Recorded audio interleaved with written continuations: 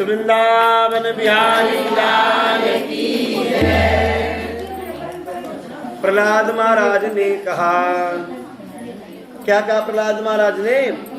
ब्रह्मादयासुर गणा मुनयोत सिद्धा सत्वेकतानगतयो वचसां प्रवाहे नारादितुं पुरुगुणैरदनापि विप्रो किं तोष्टुमर्हति समे हरिरुज्जाते।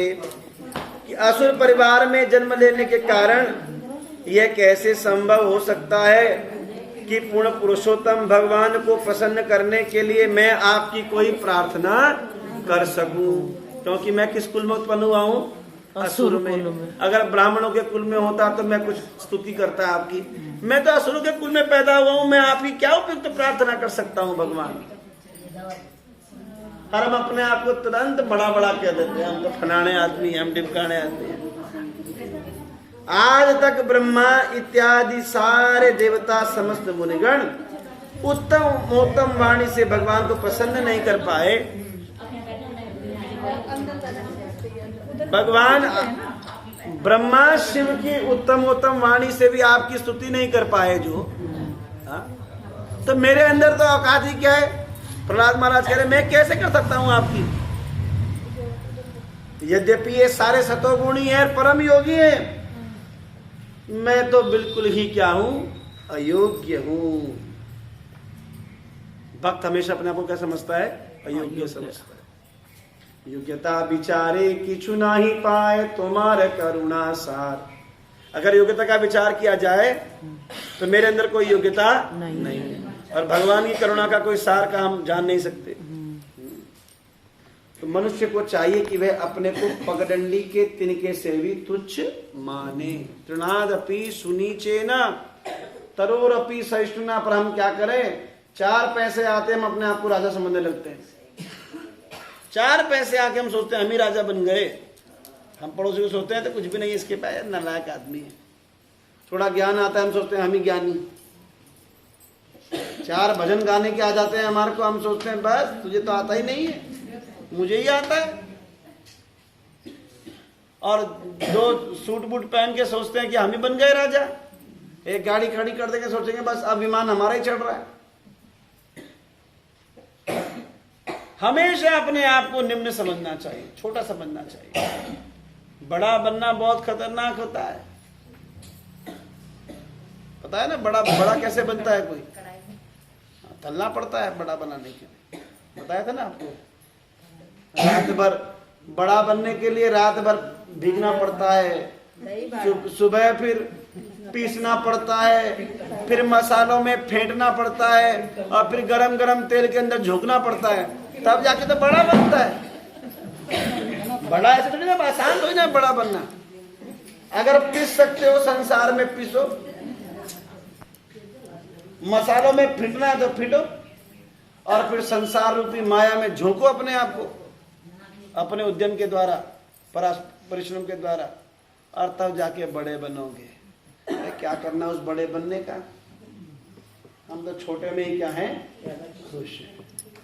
भगवान ने जो दिया है उसमें क्या रहना है? प्रसन्न रहना है।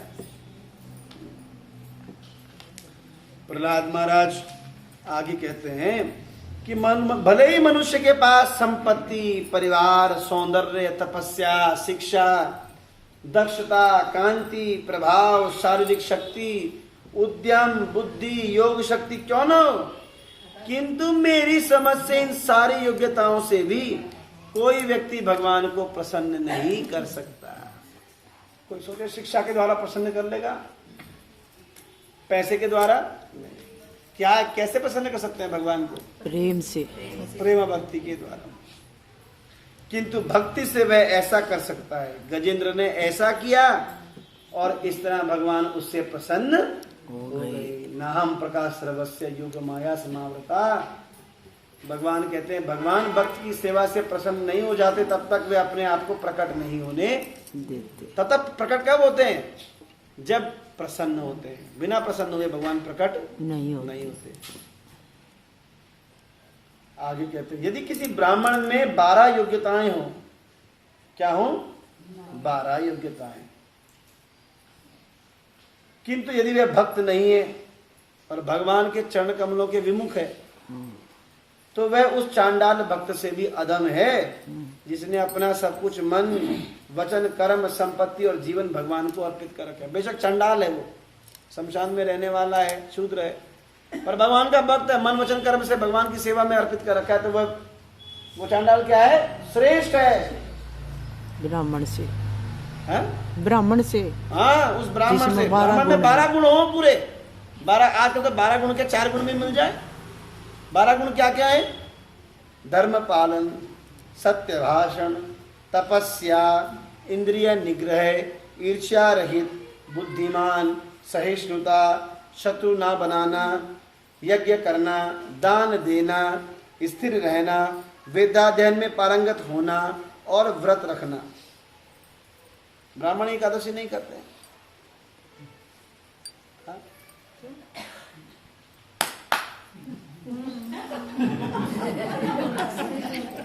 इंद्रिय निग्रह कहाँ हुआ? इंद्रिय निग्रह कहाँ हुआ? कहाँ आत्म संयम हुआ? हम कथा करने के लिए गए पहाड़ों में, तो पहला अनुग्रह था कि ब्राह्मणों से, कि ब्राह्मणों की पूरी मंडली थी। इधर से जा, इधर जा, इधर से। पहला अनुग्रह था कि कोई भी ब्राह्मण तंबाकू गुटखा बीड़ी वाला नहीं होना चाहिए, नहीं तो हम भगा देंगे उसको। बोला हाँ जी, कोई नहीं होगा।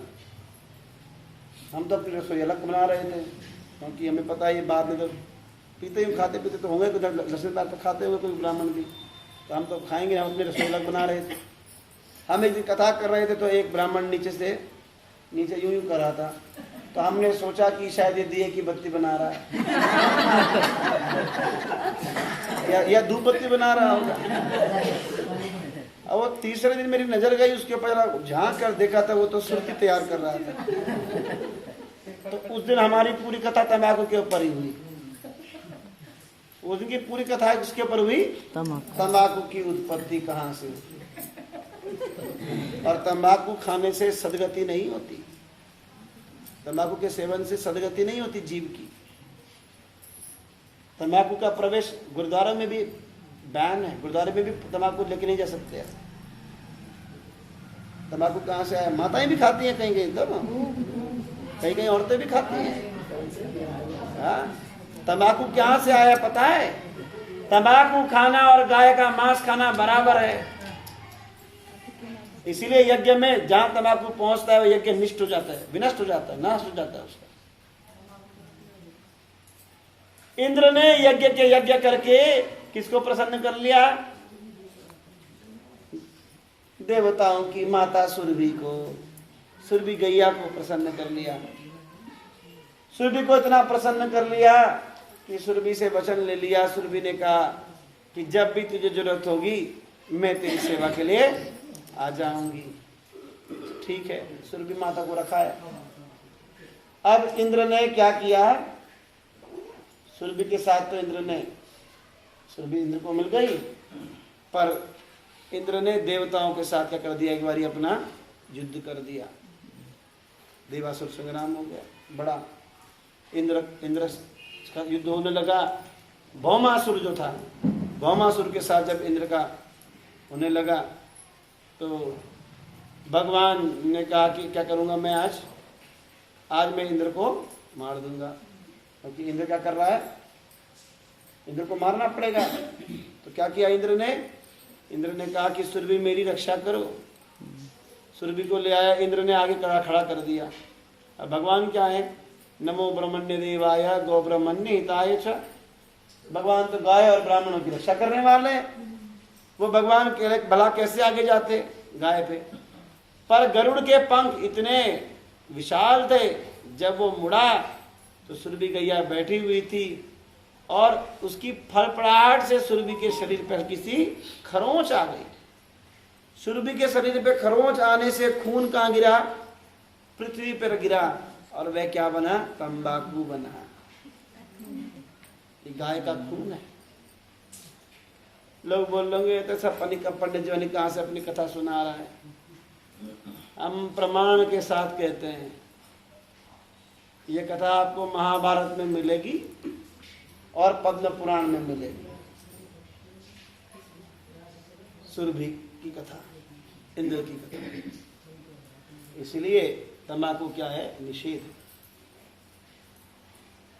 आगे वो कहते हैं कि हाँ, कि ब्राह्मण से श्रेष्ठ कौन है? चांडाल है, अगर चांडाल भगवान का भक्त है। इसी कथा एक और आती है। इसी कथा एक बार द्रौपदी के मन में, जब रासु यज्ञ हो गया, द्रौपदी के मन में इच्छा हुई कि वे वैष्णवों को क्या कराए? भगवान के भक्तों को प्रसाद जीमण पे बुलाए। उस दिन जीमण पर सारे इंद्रप्रस्थ के निवासियों का जीमण था। किसके घर में?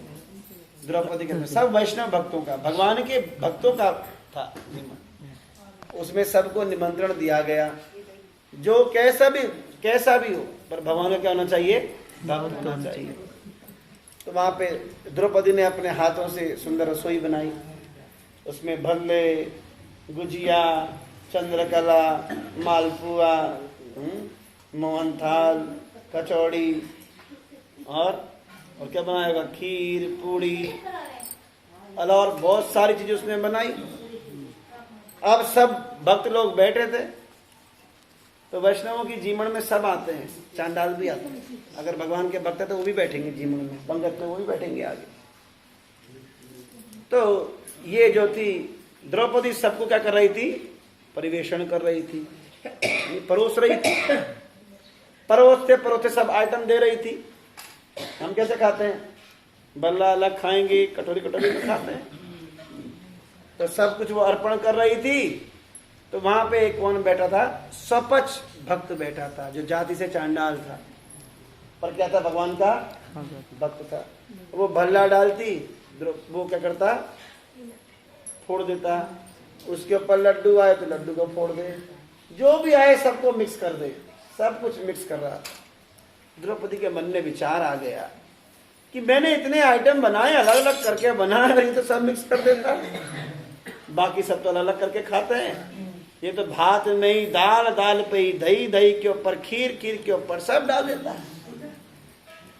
अब द्रौपदी ने कुछ कहा तो नहीं, पर जीमण पूरा हो गया। मन में सोचा था बस। अब भगवान के कक्ष में गई, कृष्ण के कक्ष में। कृष्ण बड़े प्रसन्न होंगे, तो भगवान बड़े विचार में डूबे हुए थे। भगवान से बोली, भगवान देखो, भक्तों का प्रसाद हो गया, मेरे मन में बड़ी प्रसन्नता है, आपको कैसा लगा? भगवान ने कहा कि मैं प्रसन्न नहीं हूं। अरे पूरे समस्त इंद्रप्रस्थ के निवासी के ब्राह्मणों को मैंने, वैष्णवों को प्रसाद खिलाया, आप प्रसन्न क्यों नहीं है? भगवान ने कहा कि तूने सब वैष्णवों को प्रसाद खिलाया, पर एक वैष्णव के प्रति तूने क्या कर दिया? दोष कर दिया। क्या दोष? तेरे मन में किसी वैष्णव के प्रति दोष आया है, अपराध हुआ है। क्या अपराध हुआ प्रभु? बोला, एक मेरा स्वपच भक्त था, उसके प्रति तूने मन में क्या आया? दोष आया है कि वह कैसे पा रहा था। बोला, प्रभु मैंने एक एक आइटम अलग अलग से बनाया था, वह सब मिक्स कर रहा था, स्वपच था। भगवान ने कहा, तो उसके भाव को नहीं जानती। जाति से स्वपच है, पर बुद्धि जो है वो ब्राह्मण से श्रेष्ठ रखता है। प्रसाद में भी किसी प्रकार का दृष्टि दोष ना हो जाए कि ये प्रसाद में रसगुल्ला है तो ये ज्यादा खा लेता हूँ, ये चावल है तो ये नहीं खाऊंगा। इसलिए कोई स्वाद ऊपर नीचे ना रहे, इसलिए सब मिक्स करके खा रहा था। अगले दिन द्रौपदी ने उसको दोबारा निमंत्रण दिया, फिर उसके लिए दोबारा से भोग बनाया, प्रसाद बनाया, उसे खवाया। तो भगवान का भक्त देखना चाहिए कौन है, ये नहीं देखें कि वह क्या जाति का है, वे किस वर्ण का है। क्या देखें? वो क्या है? भगवान का भक्त। अगर वह भगवान का भजन करता है तो ब्राह्मण से भी श्रेष्ठ है। अब भगवान का भजन नहीं करता है, अब ब्राह्मण है, जाति से ब्राह्मण है और खा रहा है बोटी, हाँ, तो उसके घर में नहीं जाना चाहिए। कि किस बात का ब्राह्मण है वो? यो ब्रह्मम चारति स ब्राह्मण, जो ब्रह्म का आचरण करे, शुद्ध हो, धोती बांधे, जनेऊ डाले, शिखा रखे, तिलक करे, वही तो ब्राह्मण है। जनेऊ नहीं है, चले पंडित जी यज्ञ करने के लिए। अरे तुम पहले जब तुम्हारा संस्कार नहीं हो, तुम क्या संस्कार कराओगे? हमारे ब्रज में पंगत होती है, बामनों की पंगत होती है तो पहले बोल देते हैं दक्षिणा सबको मिलेगी, चिंता मत करना। पर क्या होना चाहिए? कुछ नहीं आता चलेगा, कुछ नहीं आता आपको चलेगा, पर तिलक, धोती और शिखा और सूत्र, ये 4 चीजें होनी चाहिए। बेशक आप बैठ के राम राम राम राम राम राम कर लेना, प्रसाद भी मिलेगा और दक्षिणा भी मिलेगी। जीवन में आओगे तो कम से कम 4 चीजें तो होनी चाहिए, ना एक सब कुछ, पर शिखा, सूत्र, तिलक, धोती तो होनी ही चाहिए। इसके बिना तो, शिखा, सूत्र और तिलक के बिना जो भी पूजा होती है वो निष्फल हो जाती है। माताओं को चाहिए कि जब पूजा, पुरुष लोग शिखाएं बांधे, माताओं को चाहिए भगवान की, ठाकुर जी की पूजा करते हुए अपने बालों को बांधे, खुले केशों से भगवान की उपासना ना करें। अपवित्रता कहलाती है, अभद्रता कहलाती है। स्त्री अपने बाल कब खोलती है? यहाँ तो फैशन है आजकल तो सबके खुले बाल रखने का। खुले बाल स्त्री 2 समय रखती है, या तो उसका पति मर जाए या उसका पति कहीं दूर चले जाए, वियोग में हो, पति के कोप में हो, किसी गुस्से में हो। ठाकुर जी के समक्ष, यहाँ तक राधा रानी के बाल में चुटिया बनी रहती है, वेणी गूंथ के रखती राधा रानी। हमेशा हम भगवान के समक्ष जाएं तो अपने बालों को बांध कर जाएं। मस्तक पर तिलक होना चाहिए, खाली खोपड़ी नहीं जाना चाहिए भगवान के सामने। जेहि भाले तिलक न सेहि भाले शमशान, चैतन्य महाप्रभु कहते हैं जिसकी खोपड़ी पे तिलक नहीं है वह क्या है? शमशान के समान है खोपड़ी। क्यों खोपड़ी शमशान के समान है? पहले बिंदी लगाती थी, पति था, अब पति गुजर गया तो बिंदी नहीं लगाती, मतलब कोई मालिक नहीं है तेरा। अरे हमारा मालिक तो हमेशा हमेशा का मालिक है। कौन? ठाकुर जी। इसलिए ठाकुर जी के नाम की स्टैंप लगा के रखो खोपड़ी के ऊपर कि हम ऐरे गहरे नहीं है, अनाथ नहीं है, हमारा मालिक है। मालिक कौन है? ठाकुर जी। तीर्थवासी चालिया चाल्या नगर नीमाय। अरे नगर वालों कौन छे? हे मारा सांवरिया सेठ रो गांव रे श्यामला गिरधार। हे मारा सांवरिया सेठ रो गांव रे मारी हुंडी स्वीकारो महाराज। मारी हुंडी स्वीकारो महाराज। मारी हुंडी लाज थारी हाथ। हे मारी हुंडी लाज थारी हाथ। अरे तिलक गर्व मारो गोपी चंदन, अरे तिलक छे मनहार। अरे लोक करे छे ढीकणा, हे मारा बोलन मां झांझ पखावज। हे मारा बोलन मां झांझ पखावज। मारी होली स्वीकारो महाराज।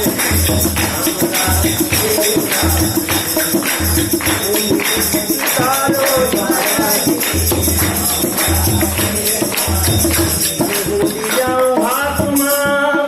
अरे चुकाऊं पूरो दाम। अरे रुपया और रोकड़ा, ये मारा सांवरिया सेठ रो गोदाम रे। मारा सांवरिया सेठ रो गोदाम मारी पूंजी स्वीकारो महाराज। हे मारी पूंजी लाज थारी हाथ। सांवरिया सेठ की जय। भगवान कहते हैं, हरि भक्त सुधोदय में कहते हैं, भगवद भक्ति विहीनस्य जाति शास्त्रम जतस्तपः अप्राणस्यैव देहस्य मंडनम लोकरंजनम। यदि कोई ब्राह्मण क्षत्रिय वैश्य जैसे उच्च कुल में उत्पन्न हो किंतु वह भगवान का भक्त नहीं है तो उसका ब्राह्मण क्षत्रिय वैश्य के सारे गुण व्यर्थ हैं। दरअसल वो ऐसे हैं, उसका वर्ण होना, क्षत्रिय ब्राह्मण कहना कैसा है, जैसे कोई मुर्दे को सजा दो, कोई मर जाए मुर्दे को सजा दो, अच्छे कपड़े पहना दो, आभूषण पहना दो, तो कोई शोभा है उसकी? आभूषण की शोभा कब, जब तक प्राण है तब तक शोभा है, उसके बाद कोई शोभा नहीं रहती। इस श्लोक में प्रहलाद महाराज ने विद्वान ब्राह्मणों की बात करते हैं।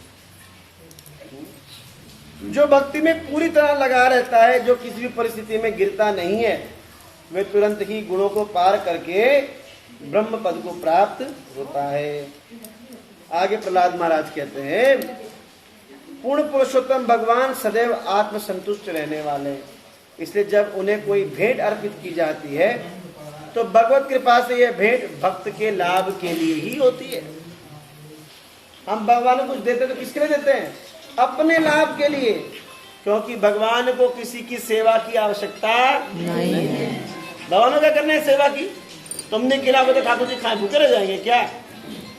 हम जो कुछ भी देते हैं उससे हमारा ही लाभ होता है। ठाकुर जी को भोग पधराते हैं तो प्रसाद किसको मिलता है? हमें मिलता है। ठाकुर जी को नहलाते तो चरणामृत किसको मिलता है? हमें मिलता है।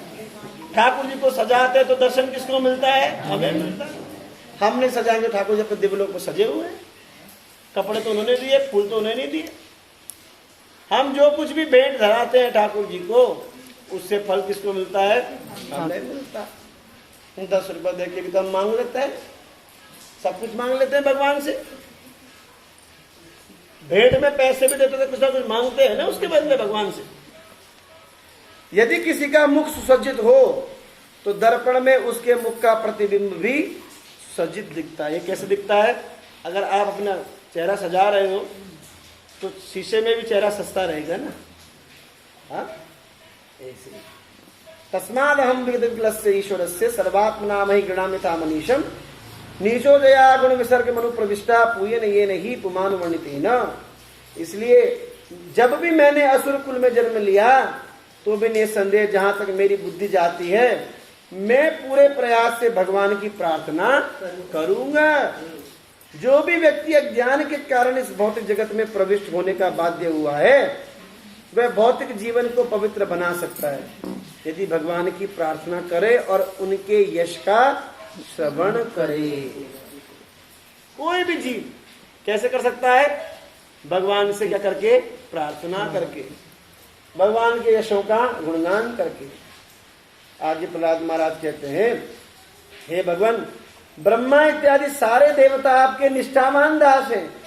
कैसे दास हैं? निष्ठावान।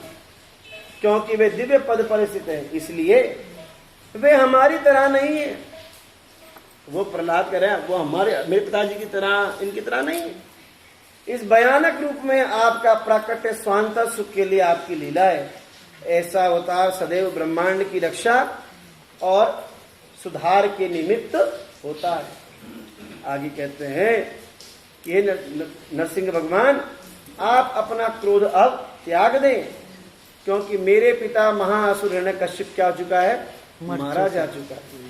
क्योंकि सांप या बिच्छू के मारे जाने पर साधु पुरुष भी प्रसन्न होते हैं। सांप या बिच्छू मारा जाए सब प्रसन्न होते हैं। इसलिए अब आप क्या हो जाए, अपना गुस्सा शांत कर लो। अतः इस असुर की मृत्यु से सारे लोगों को क्या हुआ है? संतोष है। मेरे पिता ने क्या करा इस असुर की। अब वे अपने सुख के प्रति आश्वस्त हैं और भय से मुक्त हैं। आपके इस कल्याणप्रद अवतार का सदैव स्मरण करेंगे। आगे कहते हैं कि हे भगवान, मैं तो ना आपके भयानक मुख और जीव से, ना ही आंखों से भयों से भयभीत हूं। प्रहलाद कह रहे हैं, मुझे डर नहीं लग रहा है आपकी बाहों से, आपकी आंखों से, आपके रूप से। मैं आपकी तेज नुकीली दांतों से, आंतों की माला से, रक्त गर्दन से डर नहीं रहा। नहीं मैं आपके भीषण सिंहनाद से भयभीत हूं, न मैं आपके नाखून से भयभीत हूं। आपके शत्रु को मारने के निमित्त जो नाखून बने उनसे भयभीत नहीं हूं। क्यों भयभीत नहीं थे? क्योंकि भगवान ने अपना हाथ उसके ऊपर फेर दिया। जिन नाखूनों से पिता को चीरा था वो नाखून प्रहलाद के सिर के ऊपर सहला रहे थे। प्रहलाद महाराज क्या बता रहे हैं कि बिल्ली के बच्चे के समान चूहे को उसी दांत से दबाती है, मारती है, और अपने बच्चे को उसी दांतों से उठा के दूसरी जगह सुरक्षित ले जाती है। ये है शरणागति। भगवान कुछ भी करे तो कैसे रहना है? समभाव से रहना, निर्भीक होकर रहना। जैसे सागर का जल स्थल के समस्त जीवों के लिए अत्यंत भयानक होता है, समुद्र का जल किसके लिए? हमारे लिए क्या है? भयानक है। सागर में हल्की सी लहरें आती हैं तो सुनामी आ जाती है हम लोगों के लिए, पर समुद्र में रहने वाले जीवों को कोई फर्क नहीं पड़ता। ऐसी भगवान का भयानक रूप हो तो भक्त के लिए कोई फर्क नहीं पड़ता। आगे कहते हैं कि हे पतितों पर सदैव परम शक्तिशाली प्रभु, मैं अपने कर्मों के कारण असुरों की संगति में आ पड़ा हूं, इसलिए मैं इस भौतिक संसार में अपनी जीवन दशा का अत्यधिक भयभीत हूं। वह क्षण कब होगा जब आप मुझे अपने चरण कमलों में बुला लेंगे और बद्ध जीवन से मोक्ष के चरम लक्ष्य को प्राप्त करा देंगे। इतने छोटे से प्रहलाद महाराज बोल रहे हैं कि वो समय कब होगा जब मैं क्या कर लूंगा? मोक्ष प्राप्त कर लूंगा, आपके चरण कमलों को प्राप्त कर लूंगा जो मोक्ष जैसे। हे ईश्वर, जिनसे प्रिय और अप्रिय परिस्थितियों के संयोग से तथा उनसे बिछड़ने के कारण मनुष्य स्वर्ग या नरक में अत्यंत शोचनीय स्थिति को प्राप्त होता है, मानो संताप की अग्नि में जल रहा हो। यद्यपि इस दुख में जीवन से निकलने के अनेक उपचार हैं, किंतु भौतिक जगत में ये उपचार दुखों से भी अधिक कष्टकारक है। हमें लगता है कि सब सुख है, और क्या है? कष्टकारक है। इसलिए मैं सोचता हूं इसकी एकमात्र औषधि क्या है? आपकी सेवा में लगे रहना। संसार रूपी दुख की औषधि क्या है? संसार नहीं है। संसार रूपी दुख की औषधि क्या है? भगवान की सेवा। भगवान की सेवा में जब तक रहेंगे तब तक संसार के दुख को भूल जाएंगे। हम सोचते हैं संसार के दुखों का निवारण संसार से ही होगा। कभी नहीं हो सकता, कभी भी नहीं हो सकता। भौतिक संसार की समस्याओं का समाधान आध्यात्मिक संसार में ही हो सकता है। जब तक भगवान की भक्ति नहीं करेंगे, सेवा नहीं करेंगे, नाम जप नहीं करेंगे, तो भौतिक समस्याओं का समाधान हो सकता है? कभी नहीं हो सकता। कोई सोचे कि मेरे पे पैसा नहीं है, खूब कमा लूंगा तो पैसा आ जाएगा, समाधान हो जाएगा, कभी समाधान नहीं होगा। क्या लाना पड़ेगा उसके लिए? संतोष। संतोष कहाँ मिलेगा? भगवान की भक्ति करके। भगवान की भक्ति में करेंगे संतोष होगा, तो फिर जितना मिलेगा उसमें आनंद हो जाएगा। ओ मेरे संतान नहीं है तो करो भगवान की, आज 50 उपाय करेंगे संतान हो जाएगी, पर क्या उससे संतोष हो पाएगा? आनंद हो पाएगा? नहीं। पर भगवान की भक्ति करेंगे तो हो जाए तो भी ठीक, नहीं होगा तो भी ठीक। जो भी मिलेगा उसमें क्या रहे? प्रसन्न रहेगा। क्या क्या करेगा? भगवान की भक्ति करेगा। भक्ति करेगा, बड़ा सुख पाएगा। भक्ति से आत्मा का मैल छूट जाएगा। मैल कहां से छूटेगा? भक्ति करने से। इसलिए क्या करना है? थोड़ा थोड़ा हरि का भजन करना है। आगे भगवान कहते हैं, आगे प्रहलाद महाराज कहते हैं, हे नरसिंह भगवान, हंसों की संगति में आपकी दिव्य प्रेम भक्ति में लगे रहकर मैं प्रकृति के 3 गुणों के स्पर्श से पूर्णतः कलमशहीन हो सकूंगा। इतना भगवान प्रकट हो गए हैं, सामने भगवान की गोदी में बैठा हुआ है, तब क्या कह रहा है? भक्तों की संगति में आपकी दिव्य प्रेमा भक्ति में लगे रहकर मैं 3 गुणों के स्पर्श से क्या होऊंगा? कलमशहीन हो सकूंगा। और हम अपने आप को क्या सोचते हैं? हम तो पवित्र आत्माएं हैं। देखो प्रहलाद महाराज भगवान की गोदी में बैठ के भी क्या कह रहे हैं? मैं भक्तों की संगति में रहूंगा तो भौतिक कलमशों से मुक्त हो पाऊंगा और आपकी महिमाओं का कीर्तन कर सकूंगा जो मुझे प्रिय है। मैं ब्रह्मा और उनकी शिष्य परंपरा के पद चिन्हों पर ठीक तरह से चलकर आपकी महिमाओं का कीर्तन करूंगा। इस प्रकार मैं अज्ञान के सागर को निश्चय ही पार कर सकूंगा। क्या प्रहलाद महाराज के जीवन में कोई अज्ञानता है? नहीं। पर भक्त अपने आप को क्या सोचता है? अज्ञानी समझता है। प्रभु मेरे अंदर ज्ञान नहीं है, पापी हूं या कपटी जैसा भी हूं तेरा। ऐसा समझना चाहिए अपने आप को। पर पड़ोसी बोल दे कि तू कपटी है तो बोले अच्छा जी कैसे कपटी हूं, बताता हूं तुझे भी। जैसा भगवान के आगे आते हैं, खड़े होते हैं, वैसा ही संसार के आगे भी होना चाहिए। ये पापी है, ये बाहर जाके गाली देगी मुझे, इसने मुझे पापी कैसे बोला। हम सब क्या है, पापो हम पाप कर्मा हम पापात्म हम पाप संभव। हे भगवान हम सब क्या है, पापो हम पाप कर्मा, हम पापी तो है, पाप कर्म करते हैं और पापात्मा है और पाप संभव हो ही जाते हैं।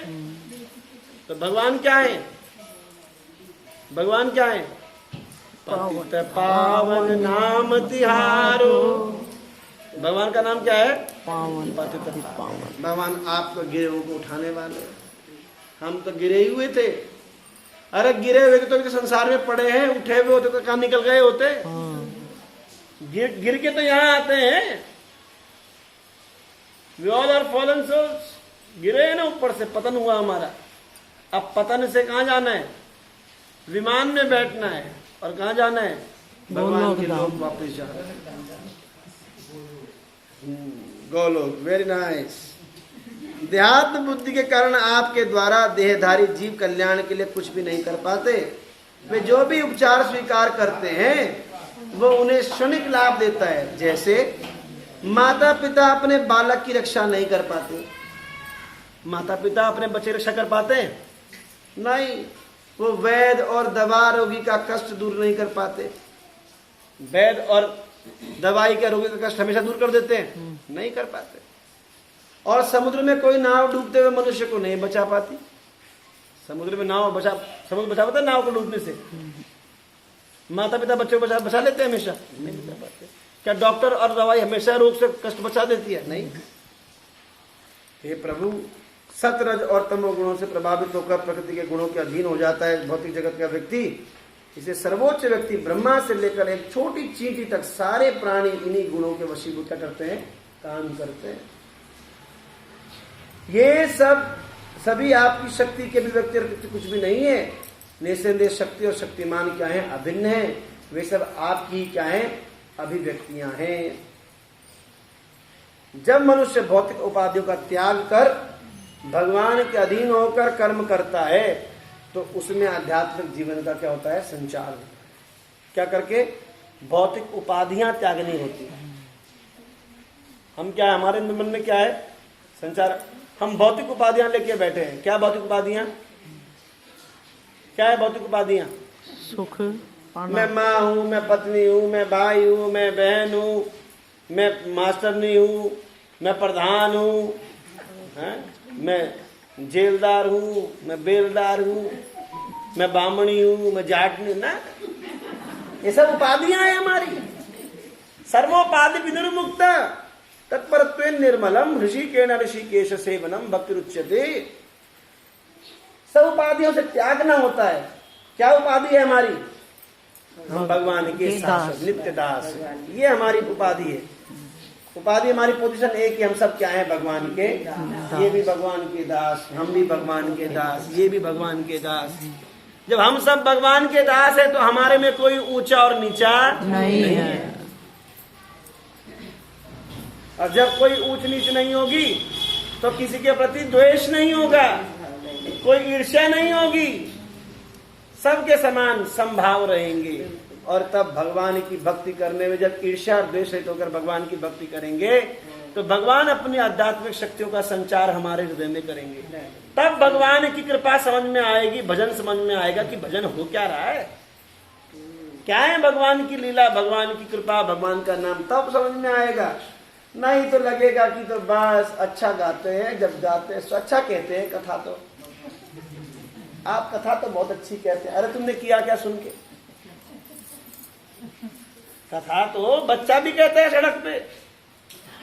पर जब तक हृदय में संचार नहीं होगा तब तक तो भाई गंगा जी में कितना भी नहा लो, पर अगर पाप करने ना खत्म करने की भावना मन में नहीं आई तो वो शराब की बोतल को ढक्कन लगा के गंगा जी में 100 बारी डुबकी लगाने पर जो फल नहीं मिलता, शराब की बोतल को पवित्र नहीं होती, ऐसे ही आदमी भी कभी पवित्र नहीं हो सकता जब तक चेतना बदलने की भावना नहीं आएगी। हमें अपनी चेतना तो बदलनी पड़ेगी।